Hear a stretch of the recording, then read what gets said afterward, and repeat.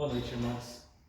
Nós iniciamos mais uma reunião de oração e estudo bíblico da nossa igreja, orando ao nosso Deus e adorando por tudo que Ele tem feito nas nossas vidas. Eu estarei fazendo essa oração.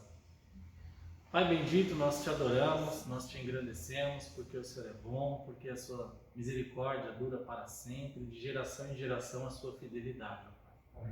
Muito obrigado por todo o seu amor dispensado sobre as nossas vidas, pelo seu cuidado, pela sua justiça, ó Pai, em tudo o que a Bíblia nos relata de que o Senhor é um Deus santo, um Deus justo, amoroso, que tem nos guardado a cada dia, ó Pai. Nós queremos te engrandecer e nesta noite nos colocar diante de ti com os nossos pedidos, agradecimentos e também com queremos aprender acerca da tua palavra. Nos guarde e nos abençoe em nome de Jesus. Amém. Amém. Convido que você abra sua Bíblia na primeira epístola de Pedro. No capítulo 1, nós vamos ler dos versos 3 a 7. 1 Pedro, capítulo 1, versículos de 3 a 7. Diz assim: Bendito Deus e Pai de nosso Senhor Jesus Cristo, que segundo a sua muita misericórdia nos regenerou para uma viva esperança, mediante a ressurreição de Jesus Cristo dentre os mortos, para uma herança incorruptível, sem mácula, inacessível, reservada nos céus para vós outros, que sois guardados pelo poder de Deus mediante a fé, para a salvação preparada para revelar-se no último tempo.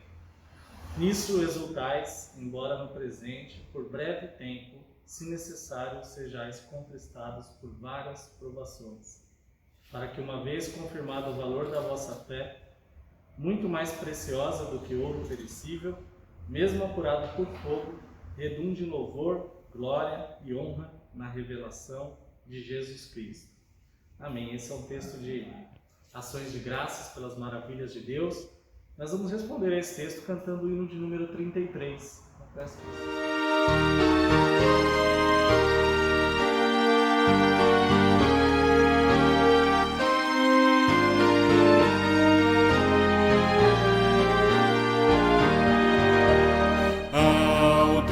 de amor e de imensa bondade, com voz de júbilo vinde aclamai, com coração transbordante de graças, seu grande amor todos vinde louvai, no céu, na terra,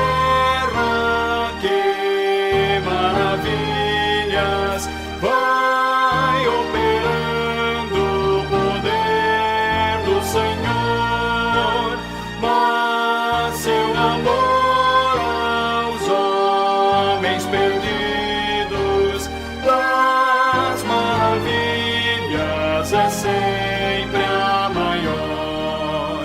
Já nossos pais nos contaram a história de Deus falando com muito prazer, que nas tristezas, nos grandes perigos, Ele os salvou por seu grande poder. No céu, na terra, que maravilhas vai operando o poder do Senhor, mas seu amor aos homens perdidos das maravilhas é sempre a maior. Hoje também nós bem alto cantamos que as orações Ele nos atendeu, seu forte braço que é tão compassivo, em nosso auxílio Ele sempre estendeu. No céu, na terra, que maravilhas vai operando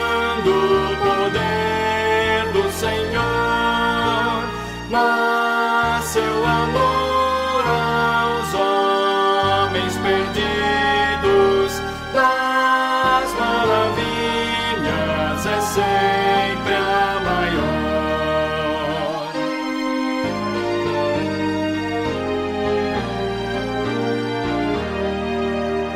Como até hoje, daqui para frente, Ele será nosso eterno poder, nosso castelo bem forte e seguro, e nossa fonte de excelso prazer. No céu, na terra, que maravilhas vai operando o poder do Senhor, mas seu amor aos homens perdidos nas maravilhas é sempre a maior. Amém. Podeis assentar. Façamos agora uma oração de gratidão a Deus por tudo que Ele tem feito nas nossas vidas. O cântico fala das maravilhas que Deus fez, mas reforça de que a maior maravilha é ter nos salvado os homens perdidos. Para isso eu peço que a nossa irmã Zélia esteja fazendo uma oração de gratidão em voz audível. Senhor, meu Deus, meu Pai, muito obrigada, Senhor, por essa noite aqui reunidos no Teu nome. Nós queremos Te agradecer, porque o Senhor é digno de todo louvor, de toda honra e de toda glória, porque o Senhor tem sido um Deus verdadeiro, um Deus eficaz em nossas vidas, através da Tua santa palavra. Nós Te louvamos, meu Deus, porque se estamos aqui é porque o Senhor nos capacitou a estar aqui, Pai.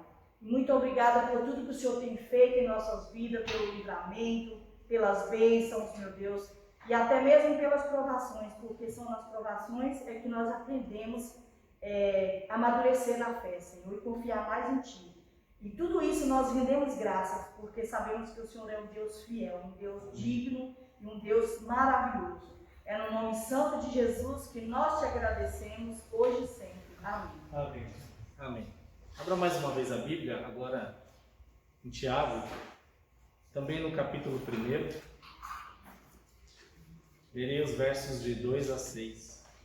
Epístola de Tiago, capítulo 1, de 2 a 6. Meus irmãos, tende por motivo de toda alegria o passardes por várias provações, sabendo que a provação da vossa fé, uma vez confirmada, produz perseverança. Ora, a perseverança deve ter ação completa, para que sejais perfeitos e íntegros, em nada deficientes. Se, porém, alguém de vós necessita de sabedoria, peça-lhe a Deus, que a todos dá liberalmente, e nada lhes impropera, e ser-lhe-á concedida. Peça, porém, com fé, e nada duvidando, pois o que duvida é semelhante à onda do mar, impelida e agitada pelo vento. Amém. Esse é um texto que nós já estudamos há algumas semanas atrás, que fala principalmente sobre o confiar em Deus diante das provações, né? São as provações que nos fortalecem, que nos amadurecem e que principalmente aumentam a nossa fé em Deus. Também fala que nós, para termos sabedoria, devemos pedir a Deus e pedir com fé, sem nada duvidar. Nós passaremos agora para os pedidos e os agradecimentos, falando com Deus sobre as provações que temos passado, sobre as coisas boas e não tão boas que nos fazem amadurecer.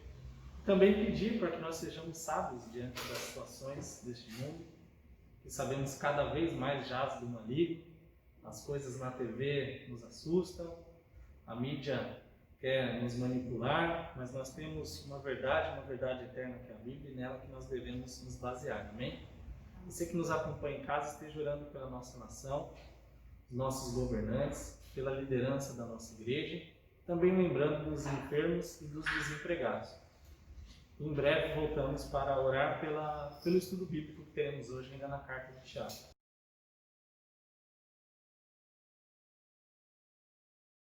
Tendo orado a Deus por esses motivos, nós faremos mais uma oração agora de intercessão pelo estudo bíblico que queremos seguir com o nosso pastor. Oremos.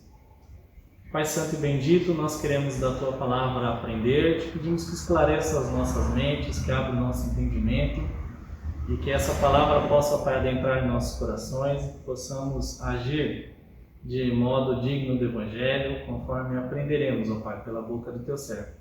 Abençoa a vida do reverendo Valmir nessa instrução ao seu povo, que essa Palavra possa dar muitos frutos, ó Pai. É isso que te pedimos em nome de Jesus Cristo, nosso Senhor e Salvador. Amém. Amém. Passa a palavra agora para o pastor que nos trará o estudo bíblico. Muito bem, meus irmãos, boa noite. Continuemos o nosso estudo. Você que está em sua casa, eu vou tirar aqui a máscara para você me chegar melhor, para eu falar melhor para você e também para usar, para fazer leitura aqui com óculos. Continuemos com o nosso estudo da Palavra do Senhor na carta de Tiago. Vou pedir que você, na sua casa, abra a sua Bíblia em Tiago, na Epístola de Tiago, capítulo 3, versículo de 13 a 18. Os irmãos também, aqui na igreja, abram suas Bíblias para a leitura desse texto. E logo após a leitura nós iremos ao nosso estudo. Tiago, capítulo 3, versículos de 13 a 18.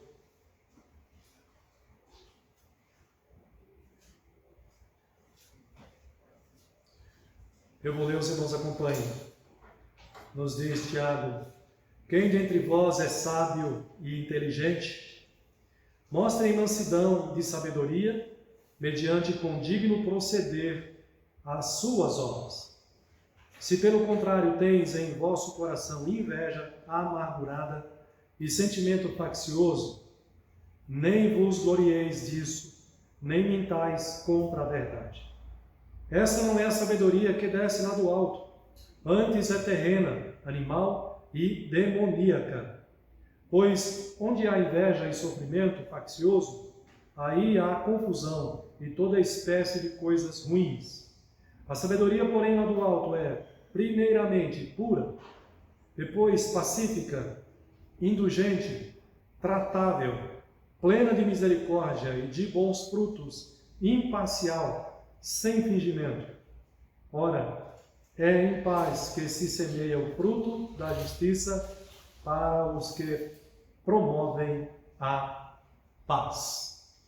Tiago, ele continua o seu texto aqui, a sua carta à igreja, às igrejas, aos cristãos, e neste momento ele trata daqueles que queriam ser mestres, serem líderes nas suas igrejas, mas que o seu comportamento não condizia com a boa liderança, com o bom líder. Ele relaciona aqui a liderança à sabedoria, né? Por isso que eu coloquei esse tema aqui, que é a verdadeira sabedoria, e é isso que Tiago vai desenvolver aqui no nosso estudo, nesse estudo. A verdadeira sabedoria impacta o seu modo de agir, né? O bom líder, ele precisa ter sabedoria, ele precisa ter conhecimento, ele precisa ter bom senso. Tiago olha para o perfil, para a conduta destes que queriam ser líderes nas igrejas e ele aponta para uma atitude, um comportamento que não é compatível para o bom líder, aquele que quer ser um líder no meio do povo de Deus. E ele vai então trabalhar a questão da sabedoria ou da verdadeira sabedoria, mostrando, apontando que a verdadeira sabedoria ela reflete em nosso modo de agir, em nosso comportamento. Então, vocês se lembram que nos versículos anteriores ele esteve ensinando, instruindo a respeito do uso da língua, exortando aqueles que faziam mau uso das palavras, mau uso da língua, principalmente estes que desejavam ser mestres em suas igrejas. No início do capítulo 3, nós falamos sobre isso semana passada, e Tiago afirma que a verdadeira sabedoria, ela não consiste apenas de palavras, né, da boca para fora, mas ela se expressa também nas obras, né? Nas boas obras, ou seja, pelo modo de agir. Logo no versículo 13, ele aponta para essa realidade aqui. Esse ensino, então, do capítulo 2, é que a fé, esse é o ensino, né? O ponto é esse. Quando ele fala que a sabedoria verdadeira, ela não pode ser da boca para fora. Ela precisa ser evidenciada, ser manifestada na sua conduta, no seu modo de agir. E lá no capítulo 2, ele mostrou essa relação. Isso tem a ver com a fé e a conduta, a fé e as obras que andam juntas. Também nós já tratamos sobre esse tema aqui. Ele vai dizer então, fazendo a pergunta aqui, quem é sábio e inteligente? Esse mostra mansidão, né? Mostra autocontrole, mostra essa mansidão de sabedoria através da sua boa conduta, das suas obras, né? Do seu modo de agir. Versículo 13. Quem entre vós é sábio e inteligente? É a pergunta, né? Quem entre vocês é sábio e inteligente? Aí ele diz, então mostrem, né, em mansidão de sabedoria, mediante condigno proceder, um proceder digno, né, que corresponda aí com boas obras, com boas atitudes, né, fazer o bem ao próximo. Qual é o ponto de Tiago aqui, nesse início? É exortar estes que queriam ser mestres, e se diziam mestres, porém, seu modo de agir não correspondia com a verdadeira sabedoria que procede de Deus, que vem de Deus, né? O pastor precisa ter essa sabedoria que vem de Deus. Ele sendo um líder, né, e o pastor pressupõe liderança, o presbítero precisa ter essa sabedoria que vem de Deus. Principalmente, né, pastor, presbítero, o diácono, né, os oficiais, os líderes precisam ter essa sabedoria que vem de Deus. Mas e os demais crentes também precisam? Precisam também, né? A nossa ênfase está na liderança, porque Tiago está exortando esses que se diziam líderes. Mas essa sabedoria é para todo o povo de Deus, todo aquele que tem a fé no Senhor Deus. Então, Tiago está exortando esses que se diziam mestres, porém o seu modo de agir não correspondia com a verdadeira sabedoria. E ele vai trabalhar essa relação aqui da sabedoria com a mansidão, né? Então, no versículo 13, ele está usando aqui de ironia. Ele está sendo irônico com estes que se diziam sábios e inteligentes. Ele vai dizer que sabedoria e sábio e entendido é aquele que vive segundo quem? Deus. Quem é sábio, quem tem a verdadeira sabedoria, quem tem o verdadeiro entendimento, é aquele que conhece a Deus, né? Quem não conhece a Deus, quem não tem a fé em Deus, o dom da fé, quem não entregou a sua vida e confia em Deus, vivendo de acordo com a palavra, essa pessoa não pode dizer que tem a verdadeira sabedoria que vem de Deus, que é a sabedoria que glorifica a Deus com o modo de viver. Muitos que pensam serem sábios, na verdade não são neste mundo.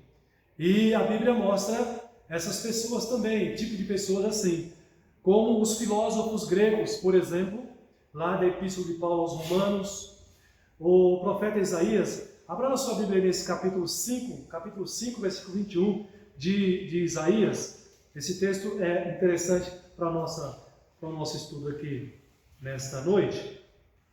Olha o que Isaías vai dizer. Isaías capítulo 5, versículo 21. Ele diz assim: ai dos que são sábios a seus próprios olhos e prudentes em seu próprio conceito. Ou seja, ai daqueles que se dizem sábios com base na sua própria sabedoria, no seu próprio entendimento, e que se dizem prudentes no seu próprio conceito. Já é um alerta aqui importante. O que será que o profeta Isaías está fazendo esse alerta? Lá em Romanos capítulo 1, versículo 22, o apóstolo Paulo vai dizer para os cristãos de Roma a respeito dos filósofos gregos aqui, ou daqueles que vivem na sua própria sabedoria e separados de Deus. Ele diz assim, o versículo 21, porquanto, tendo conhecimento de Deus, não o glorificam como Deus, não glorificaram como Deus, nem lhe deram graças, antes se tornaram nulos em seus próprios raciocínios, obscurecendo-se-lhes o coração insensato. Meus irmãos, a verdadeira sabedoria, ela glorifica a Deus. O que tem a verdadeira sabedoria vai glorificar a Deus com a sua maneira de viver. Os que acham que têm a verdadeira sabedoria estão e não creem em Deus, não têm a fé, não têm essa vida com Deus, essa sabedoria é tola. É uma sabedoria que tem um fim em si mesmo. Não exalta a Deus e procura exaltar a si próprio, ao homem, né? Ao seu orgulho. Vejam vocês que ficam disputando, o Tiago está dizendo isso, vocês ficam disputando a liderança da igreja aí. Estão usando a língua para divisão e ruína do próximo, da própria igreja, dos próprios cristãos. Isso não pode, né? Ele está então exortando. Voltemos lá para o nosso texto, o versículo 14 de Tiago, capítulo 3. Se pelo contrário, tendes em vosso coração inveja amargurada e sentimento faccioso, facção, né, divisão, discórdia, nem vos glorieis disso, nem mintais contra a verdade. Então ele está exortando essas pessoas aqui, dizendo que eles se diziam mestres, sábios, mas que a sua conduta era péssima. Né? Ao invés de agregar, de juntar o povo em harmonia, em unidade, como deve ser o povo de Deus, eles estavam causando discórdia, divisão. Estes são os mesmos sábios e entendidos, né? Se são sábios e entendidos, mostrem isso, Tiago está dizendo, no seu modo de agir e de tratar uns aos outros. Tem muita gente que se diz sábia, se diz uma pessoa que tem muito conhecimento, que tem muita sabedoria, que tem muita inteligência, mas que age como um tolo quando é provado, quando é confrontado, quando está numa situação de dificuldade, quando sai da zona, quando é tirado, né? Geralmente a gente não sai da zona de conforto, geralmente a gente é tirado da nossa zona de conforto. Quando é tirado da zona de conforto, né, fica perdido. Mas aquele que tem a verdadeira sabedoria, quer na sua zona de conforto, quer fora dela, ele procura andar e viver de maneira equilibrada, porque ele depende do Senhor e espera no Senhor. Muito bem, é preciso mostrar então, o Tiago está dizendo, em mansidão de sabedoria, ou seja, que resulta, né, em sabedoria, pela boa conduta e pelas boas obras. Quem diz ser sábio precisa evidenciar isso no seu comportamento, no seu modo de agir, no seu tratar com as pessoas. Não é?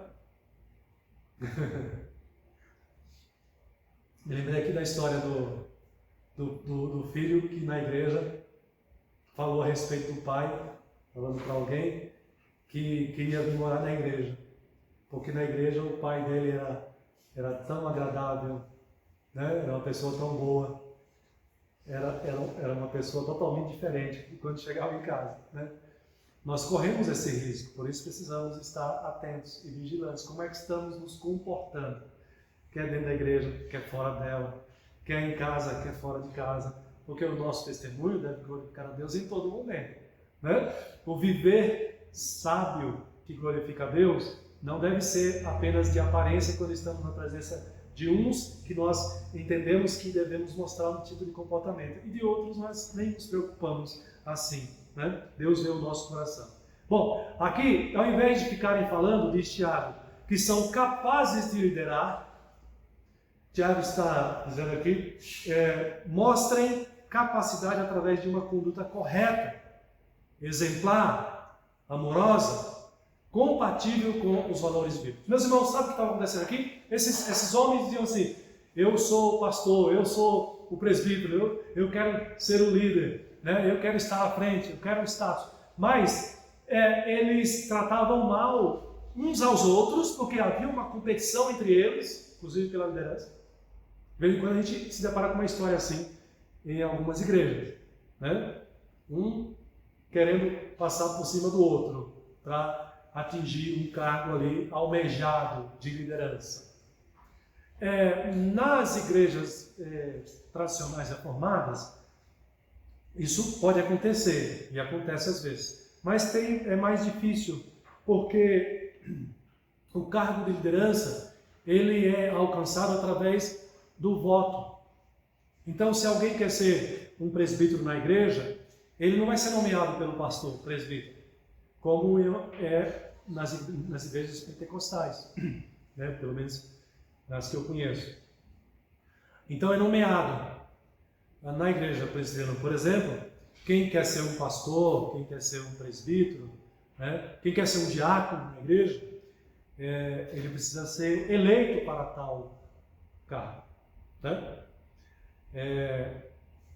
Mas eu já vi situações assim acontecerem dentro da igreja presbiteriana também, de pessoas que desejavam ardentemente ser o oficial da igreja e buscava isso com todo empenho, com todo vigor, né? Se achava capacitado e preparado, mas Deus não permitiu, Deus não quis, Deus sabia, estava no coração, né? Então, Tiago está exortando a essas pessoas que se diziam preparadas, e ele está chamando essas pessoas à prática dessas boas obras, dessa conduta amorosa, de uma conduta compatível com os valores bíblicos. Isso aqui se aplica a todos nós, não só à liderança em si, mas a todo o que se diz crente. A nossa conduta, o nosso comportamento, o nosso viver tem que ser compatível com a nossa fé. Tem que ser um viver que glorifica a Deus, não pode ser o contrário. Não é só o que quer ser mestre, o que quer ser pastor, o que quer ser presbítero, mas todo crente. Não adianta você e eu dizermos que nós somos crentes, não é? Que nós somos salvos, se nós odiamos o nosso irmão ou a nossa irmã, se nós não suportamos, se nós causamos discórdia, divisão. Essa não é a atitude esperada do verdadeiro cristão. O verdadeiro cristão promove a paz, promove o amor de Cristo, promove a unidade, e principalmente a unidade da Igreja de Cristo. E é interessante porque no capítulo anterior, Tiago falou exatamente sobre o uso da língua. E uma das coisas que mais destrói relacionamentos, que quebra a unidade da igreja, que espalha com a paz de Deus, é o mau uso da língua. É a maledicência. Então, todos nós precisamos zelar pelo nosso comportamento sábio e de mansidão. Tiago vai dizer que o verdadeiro líder tem a verdadeira sabedoria que se mostra por meio dessa mansidão, e ele acrescenta um outro item aqui, humildade. É interessante como nós vemos isso em Jesus Cristo, né? Jesus Cristo foi e é o maior exemplo de liderança para quem quer ser um bom líder. O maior é aquele que serve, né? Então, é preciso também a humildade. Muito bem, uma outra questão aqui para a gente refletir. Quais são as nossas motivações para fazer o que nós fazemos? O que está no nosso coração? O que está no seu coração para fazer o que você faz ou desejar ser aquilo que você deseja ser? Qual é a motivação? Qual é a intenção? Tiago, então, exorta esses que queriam ser líder a examinar essas motivações. Eu quero ser pastor da igreja presbiteriana no Jardim IP. Que motivação é que está no coração? Eu quero ser presidente da SAF. Qual é a motivação que está no seu coração para você ser presidente da SAF? Eu quero ser presidente da UIP. Quero ser presidente da Junta Diaconal. Qual é a motivação que está no coração? O que nos leva a desejar essa ou aquela função, esse ou aquele cargo dentro da igreja? E às vezes até fora da igreja também, né? Da empresa. Qual é a minha intenção? Onde eu quero chegar? Será que eu quero glorificar a Deus com isso? Será que eu vou servir melhor ao Senhor? Deus considera o que está no coração, né? O motivo pelo qual nós servimos ou desejamos servir a igreja.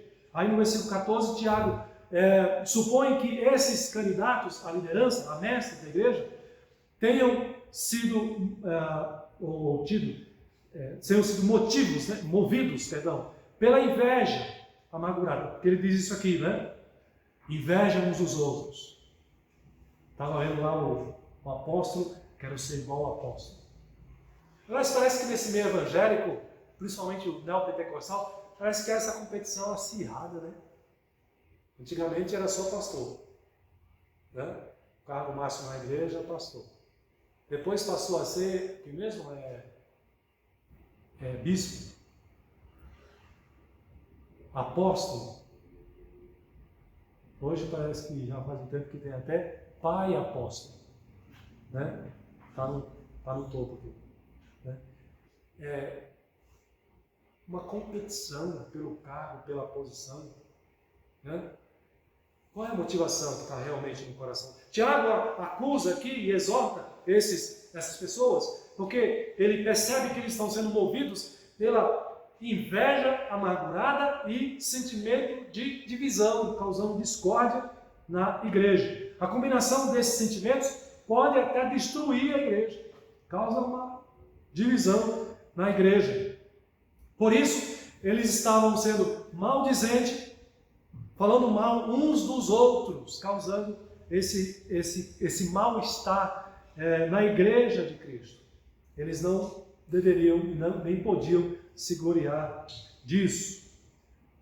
Guardar a inveja no coração não produz bom procedimento, boas ações ou boas obras. Quando nós nos deixamos mover pela inveja, isso vai acabar mal, como diz a Bíblia, né? Nosso coração, nossa vida não deve ser movida pela inveja em nenhuma circunstância.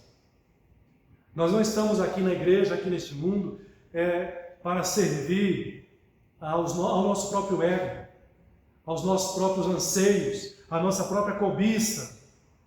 Nós estamos aqui para servir ao Senhor. Nós fomos chamados por Deus das trevas para a luz, para servirmos ao seu povo, com humildade, no amor de Cristo. É uma coisa totalmente outra, né? Quando se deixa guiar pela inveja, não existe o amor ao próximo, não existe a humildade, não existe a busca pela paz, a paz, né, no corpo de Cristo. A inveja é um sentimento terrível e que faz as pessoas cometerem coisas terríveis.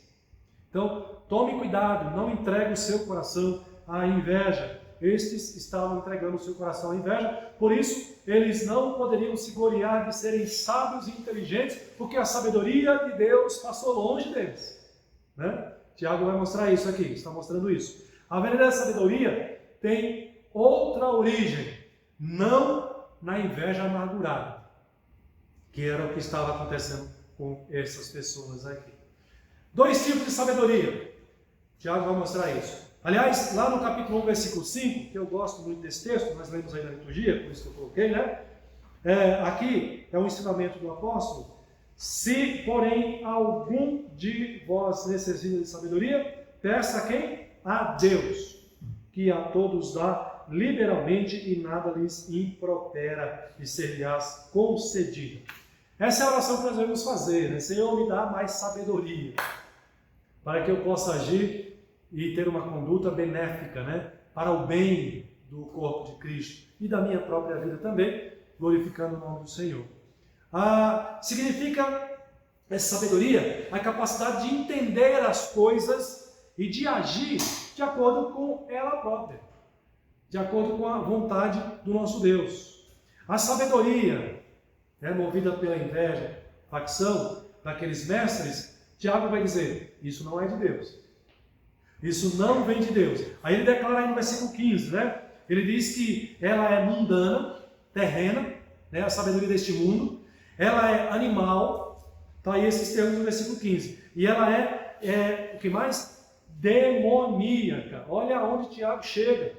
Tiago denuncia que esse tipo de sabedoria movida pela inveja, pela competição, pela disputa, ela chega até mesmo a ser demoníaca. Não vem de Deus, vem do diabo. É a sabedoria que conduz não para o bem, mas para o mal, para a destruição, para a ruína. Tem alguns textos aqui que é importante a gente observar, notar aí. Esse texto de 2 Samuel, capítulo 13, versículos de 3 a 5, aqui nós temos um exemplo dessa sabedoria demoníaca, uma sabedoria para a prática do mal. 2 Samuel 13, deixa eu ler aqui para vocês, porque vocês estão sem microfone, isso não vai aparecer aqui na gravação. 2 Samuel capítulo 13, versículos de 3 a 5, é a história do Amon, o incesto de Amon. Olha o que diz aqui nesse texto. 2 Samuel capítulo 13, versículos de 3 a 5. Tinha, porém, Amon um amigo, cujo nome era Jonadab. Esse negócio de amizade às vezes é uma encrenca, né? Então, tanto é que tem um ditado que diz assim, né? Como é que é? Diga-me com quem tu andas, que eu te direi quem tu és. Quando o filho se perde, ou a filha se perde nessa vida, via de regra, o pai ou a mãe, ou quem está mais próximo, fala assim, foram as amizades. Olha só essa amizade aqui, ó. Tinha, porém, Amon um amigo cujo nome era Jonadab, filho de Simeia, irmão de Davi. Jonadab era homem muito sagaz. E ele lhe disse, por que tanto emagreces de dia para dia? Ou seja, por que você está tão magro e continua emagrecendo? Ó filho do rei, não vai me dizer? Então lhe disse Amon, eu amo Tamar, irmã de Absalão, meu irmão. Aí vem o conselho de Jonadab, deita-te na tua cama, finge-te de doente. Quando teu pai vier visitar-te, dize-lhe, peço-te que minha irmã Tamar venha e me dê de comer, pois vendo eu preparar-me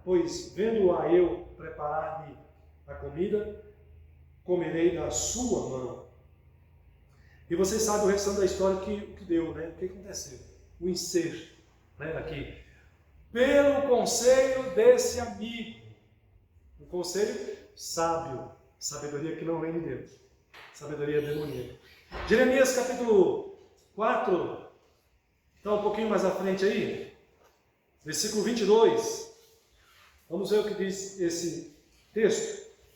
Jeremias capítulo 4. Versículo 22. A respeito da sabedoria que não vem de Deus.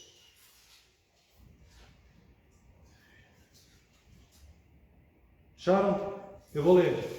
Deveras, o meu povo está louco, já não me conhece, são filhos nécios e não inteligentes, são sábios para o mal e não sabem fazer o bem. 2 tipos de sabedoria. Sabedoria que procede do diabo, sabedoria que é deste mundo, a sabedoria que é animal ou animalesca, né? Eu também tenho aqui, primeira, eu não vou ler esse texto que é muito grande, mas eu vou pegar o último aqui, 1 Coríntios 3,19. Você pode abrir lá também, 1 Coríntios 3,19. O apóstolo Paulo agora vai dizer o seguinte. Acharam aí? Olha o que ele vai dizer. Porque a sabedoria deste mundo é loucura diante de Deus. Porquanto está escrito, ele apanha os sábios na sua própria astúcia, ou na própria astúcia dele. Na sabedoria deste mundo é loucura. Vocês veem o que acontece com a sabedoria deste mundo. É uma sabedoria que vai querer ensinar que a criança tem a capacidade de discernir, escolher o que ela quer ser, menino ou menino. Que loucura, gente, é essa? Por isso que o Tiago está dizendo, essa sabedoria é animalesca, é demoníaca, é para destruição e não para a construção. Para construir, né? Ou para a construção, para o bem. A sabedoria terrena, irmãos, ela é limitada, Tiago mostra isso, pela perspectiva terrena das coisas. Ela é terrena nesse sentido, nesse aspecto, porque ela é limitada. O ser humano sem Deus, ele enxerga assim a vida, horizontalmente.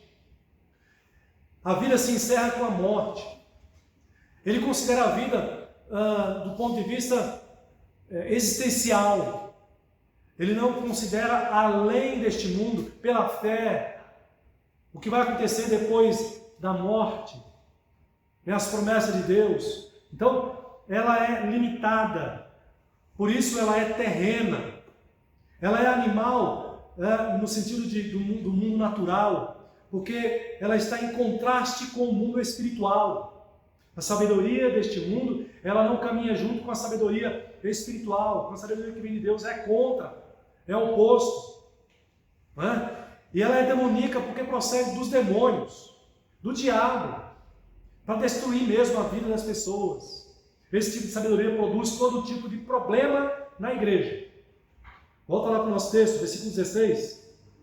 Tiago diz lá, no capítulo 3, 16: pois onde há inveja e sentimento faccioso, aí há confusão e toda espécie de coisa ruim.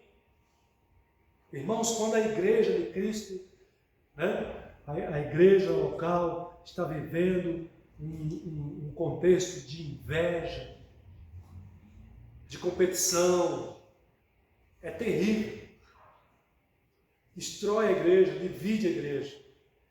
Estou falando isso porque eu já vivi um contexto assim, é terrível.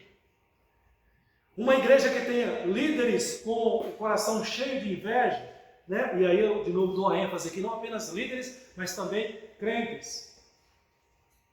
A questão é que quando os líderes estão assim, divididos pela inveja, é mais grave ainda. Eu já falei para vocês aqui, eu ouvi essa frase, aprendi, e a gente entende assim: um conselho dividido vai ter uma igreja dividida. Um conselho competindo entre si vai ter uma igreja que compete entre si. Isso vai levar a igreja para onde? Para a divisão, para a destruição. Né? Então, uma igreja que tenha líderes com o coração cheio de inveja é levada a um estado de completa desordem e toda coisa ruim. As obras de Caim, né? Vocês lembram de Caim, né? São chamadas de más e tiveram origem na inveja amargurada que nutriu contra seu irmão. Vocês sabem a que fim deu, né? Caim destruindo ao seu próprio irmão Abel. Deixa eu ler esse texto aqui de 1 João, capítulo 3, versículo 12.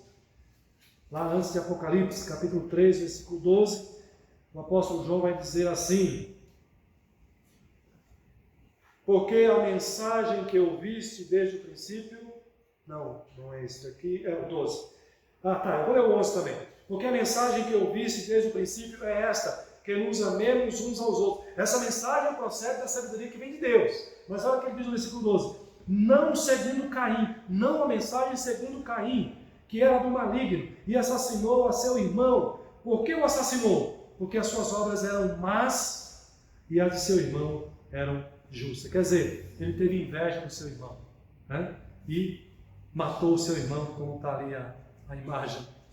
Meus irmãos, dois tipos de sabedoria. O versículo 17 vai mostrar que, em contraste com a sabedoria do mundo, a verdadeira sabedoria que vem de Deus, ela vem do alto e ela é pura.